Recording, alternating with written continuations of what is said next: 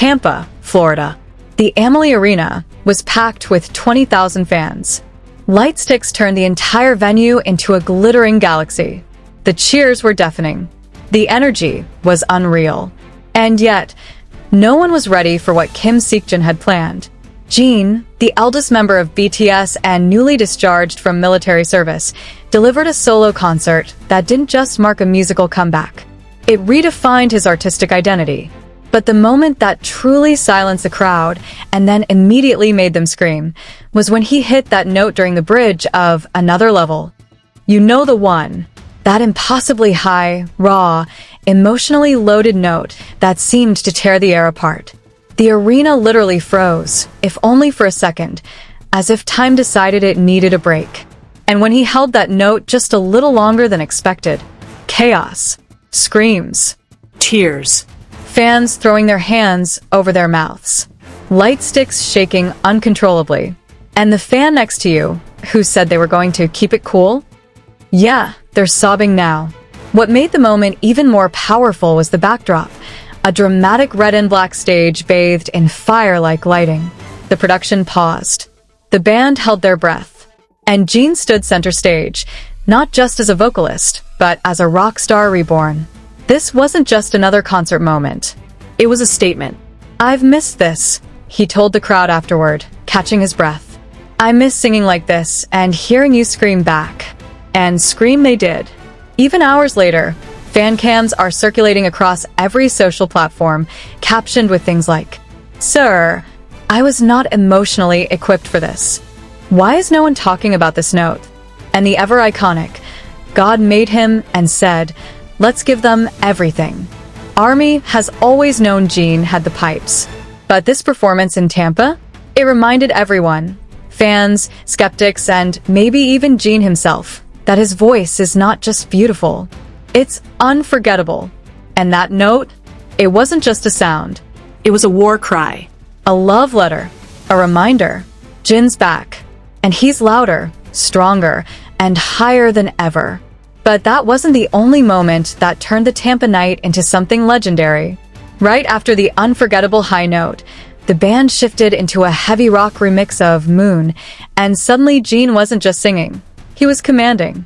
Dressed in his custom crimson leather jacket with silver embroidery, he looked like he had been plucked straight out of a stadium rock tour in 1992, except this was 2025, and the arena was trembling with a kind of energy usually reserved for the last scene of a superhero movie. The lighting turned blood red. The fog rolled in, and Jin, sweat glistening and hair slightly tousled, raised the mic with one hand and pointed at the crowd with the other. "Sing it with me," he shouted. And they did. No hesitation. No shyness. Just 20,000 people, voices raw, shouting back every lyric like their lives depended on it. It was theatrical, epic, and undeniably emotional. Because beneath all the pyrotechnics and power notes, there was a layer of something deeper. Gratitude. Jin didn't just perform like a superstar. He performed like someone who missed being home. And for Jin, home is the stage. Home is ARMY. At one point, the screens showed a montage of his journey, from BTS's early dorm days to his military discharge, to this very moment in Tampa. People were crying. Staff were crying. Even Jin had to take a second, lifting his mic away from his mouth and letting the crowd sing for him while he wiped his eyes with a small, white towel. "I wasn't sure how this would feel," he admitted quietly. "Coming back doing this alone. But you made me feel like I never left." Cue another wave of sobbing. This wasn't just a concert. It was a reunion, a celebration, and a healing experience. And Tampa didn't just witness it, they became part of it. Even after the final song, when Jin gave his signature flying kiss and walked off stage, nobody moved. Fans stayed, lingering in the purple-lit glow, as if hoping that just maybe, if they waited long enough, he'd come back out. And maybe in some ways he never really left them at all. Because one thing is clear, Jin is not just back. He's building something bigger, something louder, something bolder. And Tampa was just the beginning. As the final echoes of Jin's voice faded and the arena lights slowly returned to white, something beautiful happened. Fans didn't leave in a frenzy. They lingered. They stood in place, holding each other, quietly whispering, "Did that really just happen?" As if trying to convince themselves it wasn't a dream. Some sat back down, soaking in the emotional aftershocks. Others filmed the empty stage, hoping to capture just a trace of what they'd felt minutes before. And many stood motionless, clutching their light sticks, as if they were still waiting for one last wave from the man who had just rewritten the rules of what a solo concert could be. Outside the Amaze Arena, the streets were glowing purple thanks to the fan-led initiative that lit up buildings across Tampa in honor of Jin's arrival. Taxis were filled with armies humming The Astronaut. Strangers became friends as they exchanged stories of when they first fell for Jin's voice, his humor, his heart. Some cried, some laughed. Many did both at the same time. Because how do you explain what it feels like to witness your favorite artist return, not just as a performer, but as a stronger, freer version of himself? Music critics who once questioned whether Jin could carry a solo tour are now writing headlines like, "Tampa show proves Jin is the emotional core of K-pop's global reign." Seokjin sets the bar higher than ever and then flies over it. The truth is, something shifted that night. Not just for the fans, but for Jin himself. You could see it in the way he lingered on stage longer than planned, waving to every section of the crowd, mouthing silent thank yous to fans holding homemade signs that read things like, "You were worth the wait," and "Our moon finally rose again." He took his time walking off, like someone who had waited 2 long years to return and didn't want to leave a second earlier than he had to.